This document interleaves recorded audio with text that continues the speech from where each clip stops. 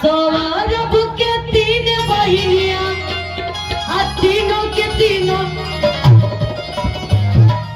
देखा प्रिंस होते जर्मन से फट दौड़ा था हमारा अपन कुत्ता याद आ गया। अरे कित रहरी के तीन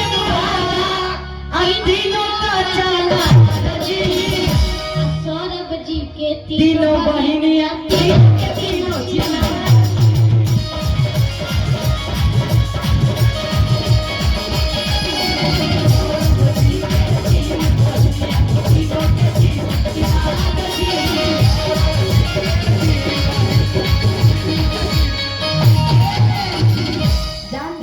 अभी प्रिंस जी के अरे किए गो ही ऐसन वैसन आए गो ही खेलार जी आ छोट की छाटल छिनरिया बाट के दिए तो यार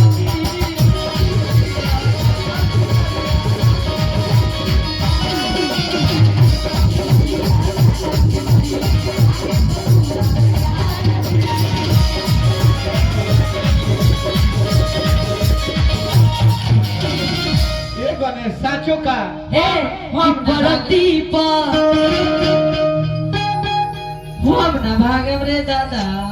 कल्याण कही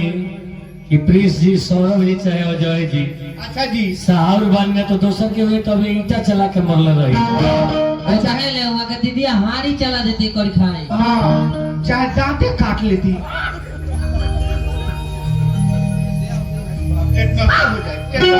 टेटनस हो जाए अरे गिरी मझी मरे मझीमा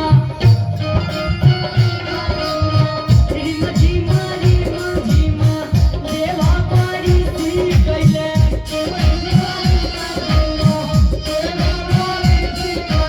अबया नाना में लागी गई आई रे मगा धीरे धीरे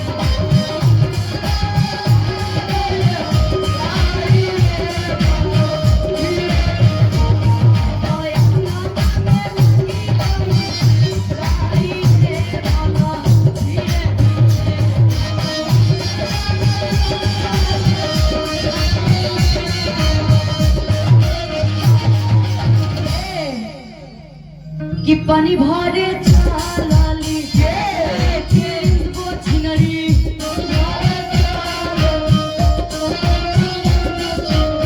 पानी भरे चालाली चलली फिर वो छिनरी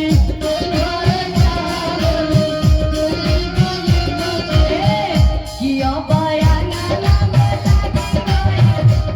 गई हो मगा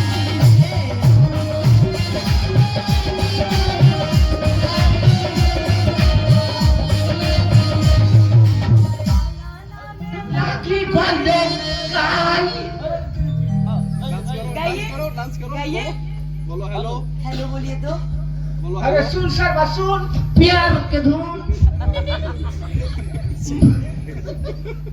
सुन सर्व सुन किया गया गाना में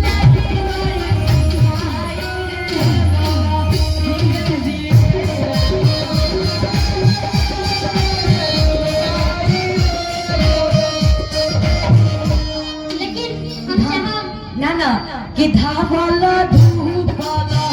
आइले सौरभ भैया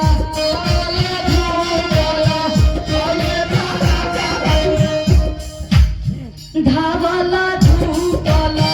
आइले नीरज रसिया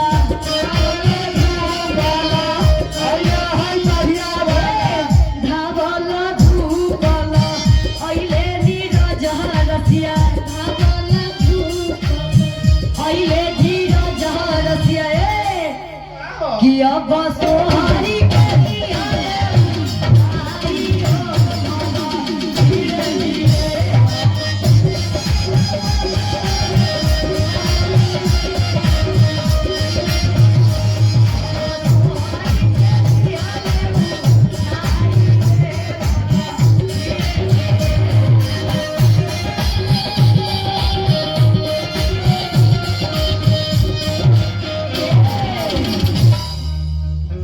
बोली रवि जी। लेकिन हम चाहब कि रोमांच पर आ जाइए एक बार। ऊपर में चढ़ जाए।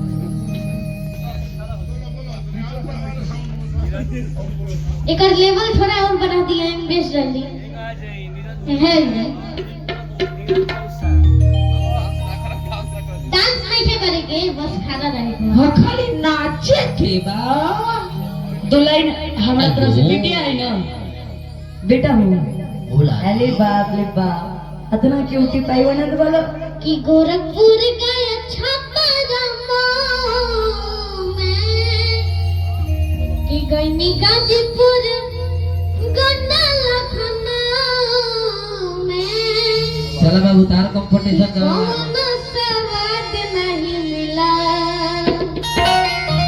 कि ढेर बनता रुटाई तो हो जाई बुढ़िला पर